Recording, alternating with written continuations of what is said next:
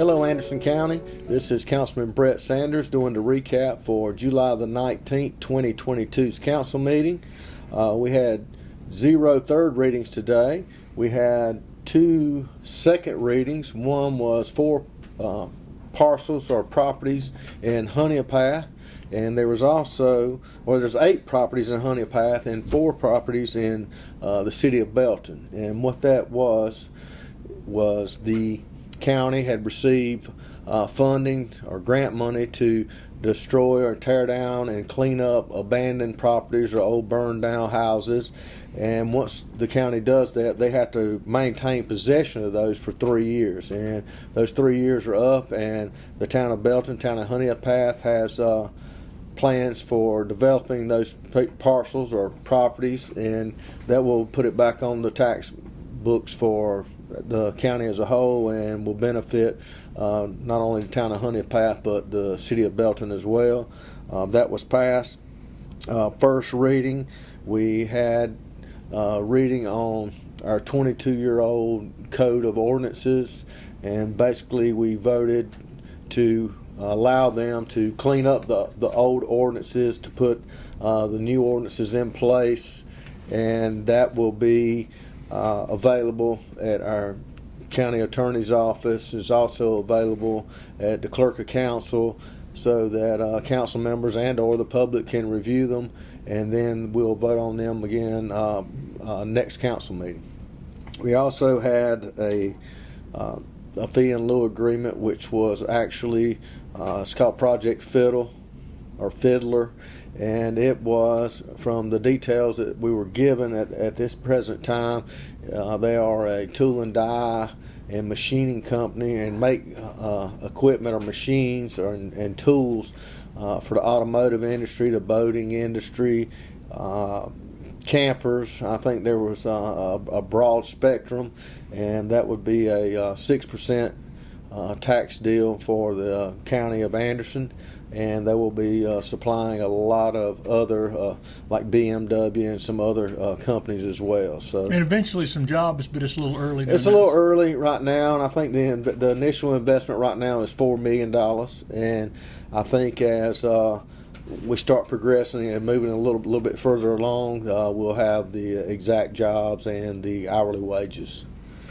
And we also had one project again that we done with a reciprocal relationship with Greenville County, which when we do those, Anderson County gets 1%, and if we do something over there, Greenville will receive 1% as well. So there's a reciprocal relationship on the joint county industrial park, so to speak. And this one tonight was a little more for us than Greenville. I think it was four for ours, 4 for Anderson County and 1 for Greenville. But we do appreciate Greenville County. We're and working with us as well, and I'm sure they've sent their thanks to us on projects that we assisted them in also. And then there was 2 zoning changes. One was for some a $70 million investment, or $60 million, I'm not sure, over off of Hurricane Creek Road. And I think there was another apartment deal for, behind Arthrex, or in front of Arthrex, behind off of Clemson Boulevard or Highway 76. Those 2 projects were passed by council on first reading. I think one or both.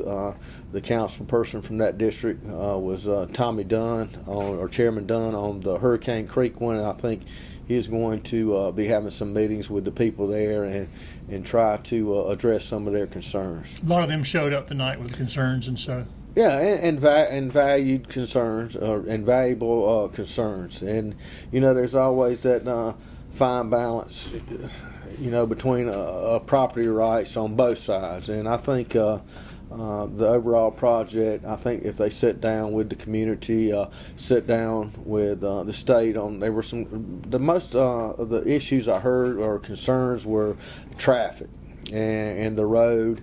And I think the state has big plans for that area, and also, I think on Hurricane Creek, and I had some concerns on Wellpine, which the state I think is already procuring right away, and that road is getting ready to change. So hopefully, what's sad is in government they tend to be reactive, not proactive. So as projects come on, you start seeing some congestion, then the state is willing to come in and fund some projects versus just funding projects hoping something will come and it won't. So they spending the money wisely, I think, and let's spend it when we need it, not anticipating demand that may or may not arrive.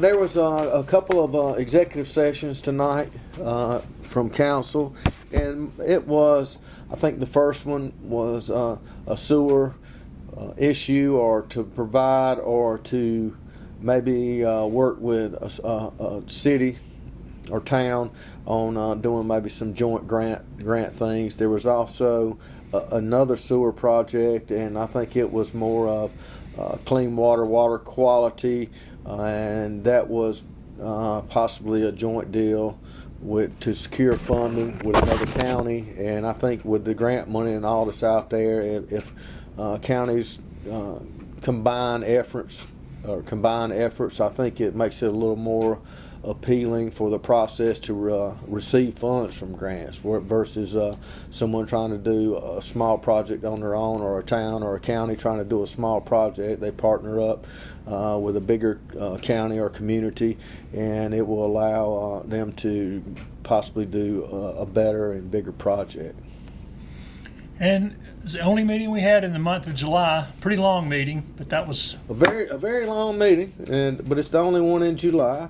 Also, I'd like for people not to forget the Anderson County Fun Day, Community Fun Day, from 3 to 7 p.m. at the old Anderson County Courthouse Annex, which is on 401 East River Street. And I think it'll be a lot of fun for the kids. I think it's the second annual. There was a big turnout and a lot of people at the first one. So get the kids, get out and enjoy yourself. Take your swim trunks. And also, I'd like to wish my sister a happy birthday today. Thank you.